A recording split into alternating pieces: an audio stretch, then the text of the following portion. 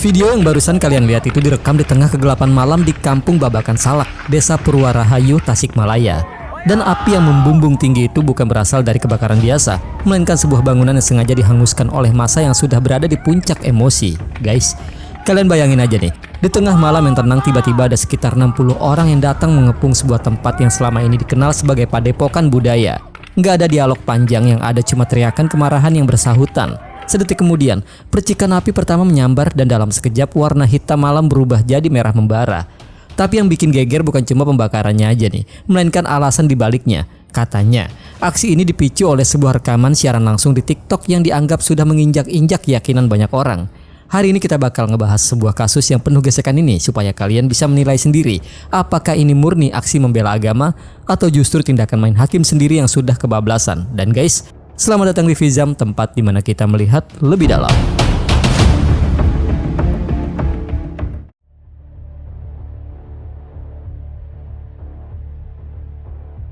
Di video ini, gue pengen ajak kalian buat langsung bedah apa sih yang sebenarnya jadi pemantik api besar malam itu.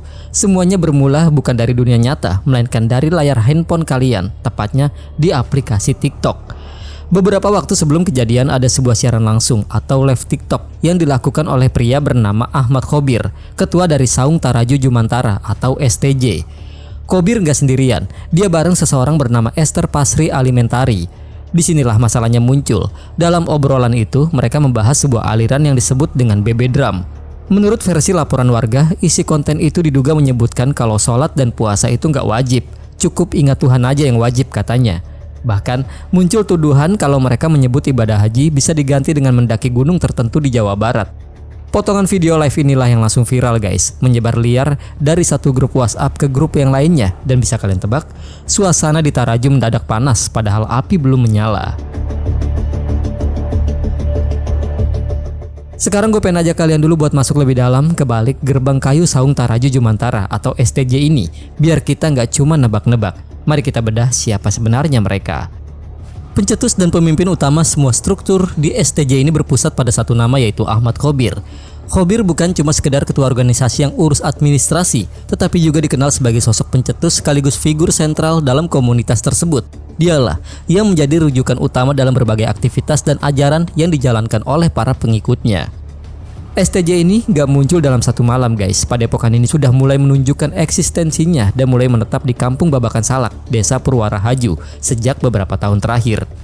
Dari awalnya mungkin cuma segelintir orang, tetapi Khobir berhasil mengumpulkan sekitar 30 kepala keluarga yang rela tinggal dan hidup di bawah naungan padepokannya. Kebayang gak? Ada puluhan keluarga yang hidup dalam satu komunal yang tertutup. Lalu bagaimana mereka menjalani aktivitasnya? Menurut berbagai keterangan yang beredar di masyarakat, STJ mengklaim diri sebagai wadah pelestarian budaya Sunda dan penghayat kepercayaan leluhur. Namun di sisi lain, sebagian warga menilai aktivitas komunitas ini cenderung tertutup dan berbeda dari kebiasaan masyarakat di sekitarnya. Beberapa cerita yang berkembang di kalangan warga juga menyebut adanya pertemuan-pertemuan internal yang jarang diketahui oleh orang luar. Meski demikian, banyak informasi mengenai aktivitas di dalam padepokan yang sulit diverifikasi secara independen karena terbatasnya akses publik ke lingkungan komunitas tersebut. Perbedaan persepsi inilah yang kemudian membuat jarak antara sebagian warga dan kelompok STJ semakin melebar. Bagi para pengikutnya, mereka sedang menjalankan dan melestarikan tradisi yang diyakini. Sementara bagi sebagian warga, aktivitas tersebut dianggap berbeda dari nilai dan praktik keagamaan yang umum mereka jalankan sehari-hari. Dalam menjalankan aktivitasnya, Khobir juga mulai merambah dunia digital. Dia nggak cuma ceramah di depan pengikutnya secara langsung, tetapi juga aktif melakukan siaran langsung di TikTok bersama dengan rekannya, yaitu Esther Pasri Alimentari. Lewat platform inilah, mereka mulai berani membedah ajaran-ajaran sensitif seperti aliran BB Drum yang akhirnya jadi bom waktu buat mereka sendiri.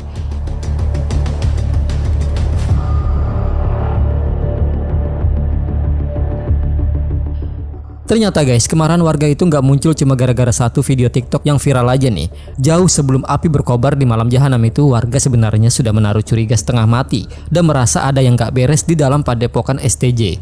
Ibarat bom waktu, kecurigaan ini sudah menumpuk selama bertahun-tahun lewat kejadian-kejadian kecil yang bikin warga geleng-geleng kepala. Nih gue sebutin biar kalian kebayang di mana menurut sejumlah cerita yang beredar di kalangan warga. Pertama, warga sering banget ngelihat pengikut padepokan ini berkumpul di jam-jam yang gak wajar, bahkan sampai lewat tengah malam. Mereka sering keluar masuk padepokan dengan pakaian serba hitam yang bagi warga sekitar kerasa sangat asing dan mengintimidasi. Terus yang kedua, hampir setiap malamnya aroma kemenyan yang sangat tajam keluar dari arah padepokan dan masuk ke rumah-rumah warga. Jadi bagi warga desa Purwarahayu, ini bukan lagi soal melestarikan budaya, tetapi sudah menjurus ke ritual-ritual mistis yang bikin bulu kuduk berdiri. Lalu yang ketiga, padepokan STJ ini punya tembok dan gerbang yang selalu tertutup rapat.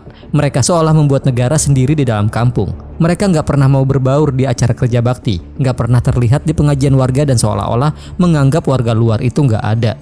Kemudian yang berikutnya, ini yang paling bikin warga emosi. Sebenarnya pihak RT dan RW setempat sudah berkali-kali melayangkan peringatan lisan karena banyaknya keluhan warga soal aktivitas mereka. Tetapi bukannya kooperatif, Ahmad Kobir dan pengikutnya justru terkesan masa bodoh dan terus lanjut dengan aktivitas ganjil mereka. Dan poin yang terakhir guys, sebelum video TikTok itu viral, sebenarnya sudah beredar kabar burung di antara warga kalau pengikut STJ ini punya cara ibadah yang berbeda. Ada isu kalau mereka nggak mewajibkan sholat 5 waktu seperti warga muslim pada umumnya, yang bikin tokoh agama setempat mulai pasang mata. Nah, sekarang gue perlu kasih satu catatan penting. Sebagian cerita yang tadi gue sebutkan berasal dari kecurigaan dan cerita yang berkembang di kalangan warga saat itu. Artinya, nggak semua poin tersebut bisa dipastikan sebagai fakta yang sudah terbukti secara resmi. Tetapi satu hal yang nggak bisa dipungkiri, berbagai cerita dan kecurigaan itu sudah lebih dulu membentuk rasa tidak percaya warga terhadap STJ. Dan ketika video TikTok itu muncul, semua keresahan yang selama ini tersimpan seolah menemukan pemicunya.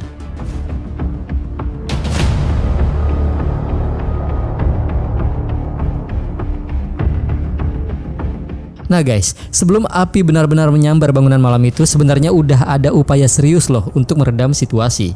Jalur hukum dan musyawarah sudah coba ditempuh oleh para tokoh masyarakat. Tetapi justru disinilah letak plot twistnya, di mana sebuah upaya damai justru berakhir menjadi pemantik amarah yang lebih besar. Pas potongan video TikTok itu mulai bikin gaduh, aparat desa, pihak kecamatan sampai kepolisian sebenarnya nggak tinggal diam. Mereka langsung gercep merespon keresahan warga dengan merencanakan sebuah pertemuan formal.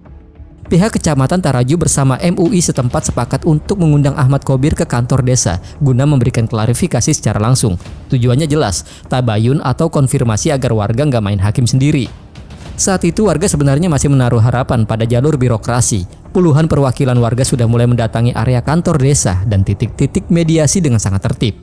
Mereka menunggu dengan satu pertanyaan besar, yaitu apa maksud dari ucapan Kobir di video itu. Suasana di awal mediasi ini masih terkendali, meskipun udara di sana sudah kerasa berat karena emosi yang tertahan. Namun, pas waktu pertemuan tiba, kursi yang disediakan untuk Ahmad Kobir tetap kosong. Pemimpin STJ tersebut tidak hadir dalam agenda mediasi yang telah direncanakan oleh pihak kecamatan, tokoh masyarakat, dan juga MUI setempat. Ketidakhadiran itu membuat proses klarifikasi yang diharapkan warga tidak berjalan sebagaimana mestinya. Padahal, banyak pihak yang berharap pertemuan tersebut bisa menjadi ruang tabayun untuk menjelaskan berbagai kontroversi yang sedang berkembang. Tanpa kehadiran Kobir, diskusi yang berlangsung akhirnya lebih banyak diisi oleh pertanyaan-pertanyaan yang belum mendapatkan jawaban langsung dari pihak yang menjadi sorotan utama dalam polemik ini. Seiring berjalannya waktu, suasana yang semula masih terkendali mulai berubah. Kekecewaan dan keresahan sebagai warga semakin terasa, terutama karena mereka merasa belum mendapatkan penjelasan yang mereka harapkan terkait isi video yang telah beredar luas di media sosial. Pihak aparat dan tokoh masyarakat sebenarnya terus berupaya menenangkan situasi serta meminta kepada warga untuk menempuh jalur hukum dan musyawarah. Namun, ketegangan yang sudah terbangun selama beberapa waktu membuat suasana malam itu semakin sulit untuk diredam guys. Ibarat sebuah bom waktu, mediasi yang semula diharapkan menjadi jalan keluar justru gagal meredakan ketegangan yang sudah terlanjur menumpuk. Dan dari titik inilah, situasi mulai bergerak menuju peristiwa yang akan mengubah kampung Babakan Salak pada malam itu.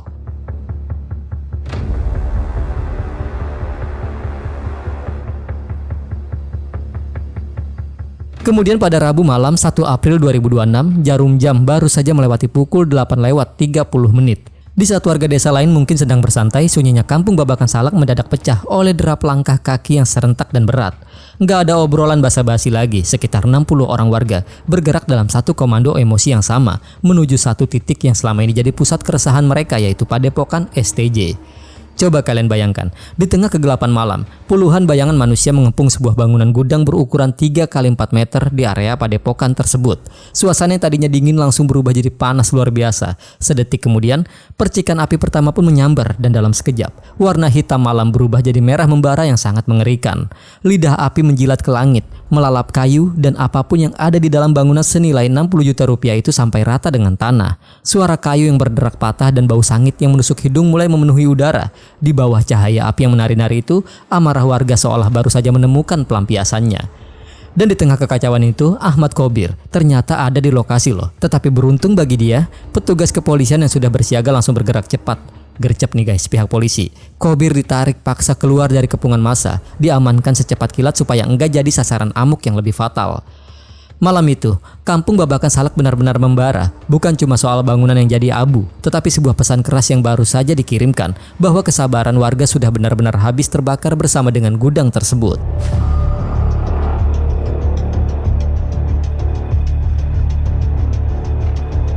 Drama pembakaran ini ternyata nggak selesai di lapangan aja guys. Begitu potongan video gudang yang membara itu bocor ke media sosial, kolom komentar langsung berubah jadi medan tempur yang luar biasa sengit.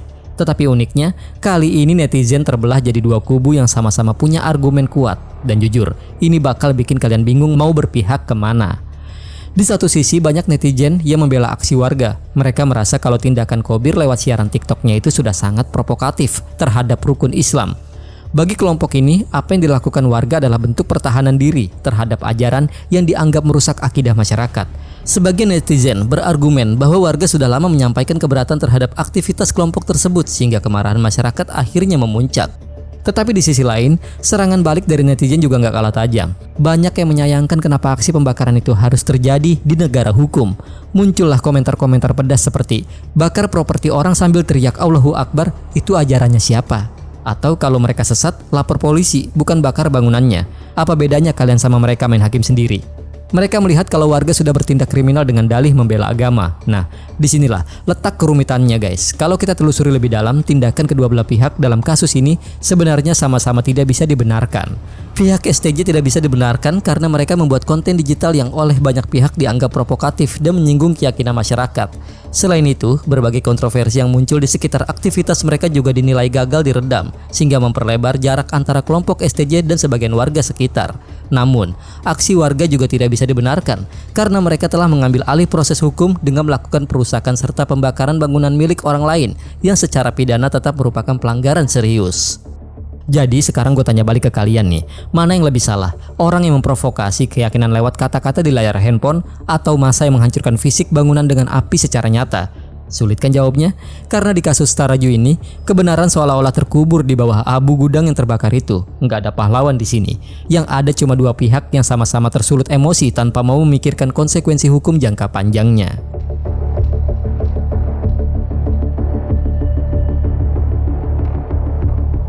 Dan guys, setelah api padam, masalah nyatanya nggak selesai begitu aja.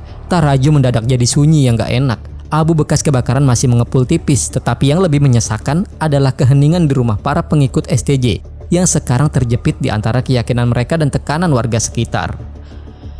Kamis pagi, pasca kebakaran, polisi langsung memasang garis polisi di lokasi gudang yang ludes terbakar. Tim identifikasi mulai bekerja mencari bukti fisik, sementara warga diminta tetap tenang dan tidak melakukan aksi susulan. Hari-hari berikutnya, aparat kepolisian mulai mengumpulkan keterangan dari berbagai pihak, termasuk unsur masyarakat, tokoh agama, dan pihak yang terkait dengan aktivitas Saung Taraju Jumantara. Nah guys, di titik inilah muncul keresahan baru. Sebagian warga mengaku sulit menerima keberadaan kelompok STJ setelah kontroversi yang berkembang di tengah masyarakat. Di sisi lain, para pengikut STJ juga berada dalam situasi yang tidak mudah karena menjadi sorotan publik pasca kejadian. Di tengah situasi tersebut muncullah tuntutan dari sebagian warga agar anggota STJ melakukan syahadat ulang. Bagi pihak yang mendukung langkah ini, syahadat ulang dianggap sebagai bentuk rekonsiliasi sosial dan simbol kembalinya hubungan baik antara warga dan para pengikut STJ. Prosesnya dilakukan di hadapan tokoh agama dan unsur masyarakat setempat. Tujuannya adalah membangun kembali kepercayaan yang sempat rusak akibat konflik yang terjadi. Namun, pandangan mengenai langkah ini juga beragam karena menyangkut keyakinan dan hak pribadi setiap individu atau intimidasi dari warga sekitar. Untuk status hukum apa yang dilakukan oleh aparat setelah insiden pembakaran dan polemik yang muncul di media sosial, aparat kepolisian menyatakan akan menindaklanjuti berbagai laporan dan informasi yang berkembang guys. Di satu sisi, aparat melakukan pendalaman terhadap konten siaran langsung yang menjadi sumber kontroversi di tengah masyarakat. Di sisi lain, polisi juga menegaskan bahwa aksi perusakan dan juga pembakaran bangunan tetap merupakan pelanggaran hukum yang harus ditangani sesuai prosedur. Artinya, perhatian aparat tidak hanya tertuju pada pihak yang menjadi sorotan dalam video yang beredar, tetapi juga pada tindakan massa yang berujung pada kerusakan fisik dan kerugian material. Sementara perdebatan masih berlangsung di media sosial, proses hukum dan upaya pemulihan hubungan sosial di tingkat masyarakat terus berjalan. Bagi warga desa Purwarahayu, tantangan terbesar setelah kejadian ini bukan hanya mencari siapa yang salah, tetapi bagaimana mencegah konflik serupa kembali terjadi di masa depan.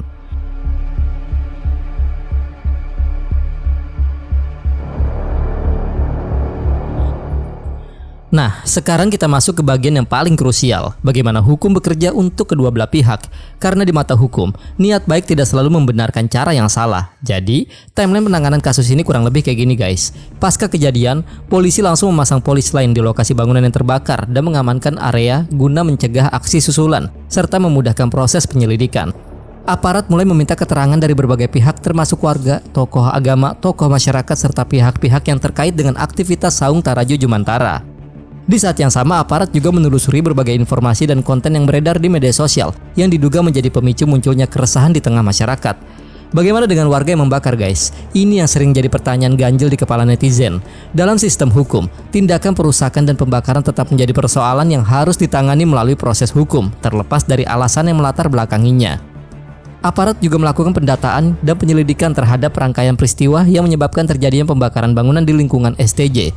Hukum tidak pernah membedakan apakah suatu tindakan dilakukan karena emosi, keyakinan, ataupun alasan lainnya. Setiap dugaan pelanggaran tetap harus diproses berdasarkan bukti dan ketentuan hukum yang berlaku. Jadi pesan utamanya adalah ketika muncul dugaan pelanggaran, jalur yang seharusnya ditempuh adalah pelaporan dan proses hukum, bukan tindakan main hakim sendiri yang berpotensi menimbulkan kerugian yang lebih besar.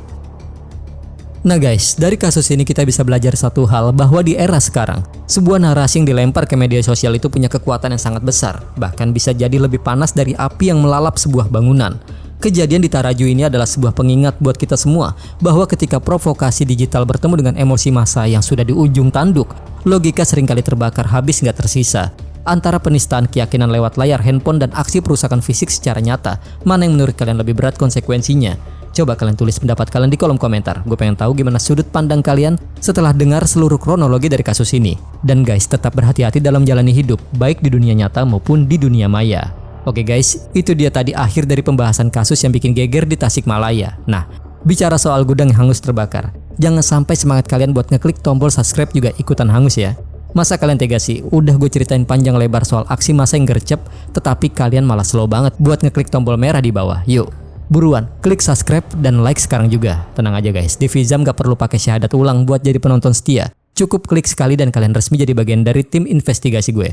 Gue janji konten minggu depan bakal tetap panas, tapi gak bakal bikin kalian dipanggil polisi kayak Khobir tadi. Gue Vizam, makasih banyak udah nemenin gue hari ini. Sampai jumpa di cerita selanjutnya. Dan mari kita melihat lebih dalam.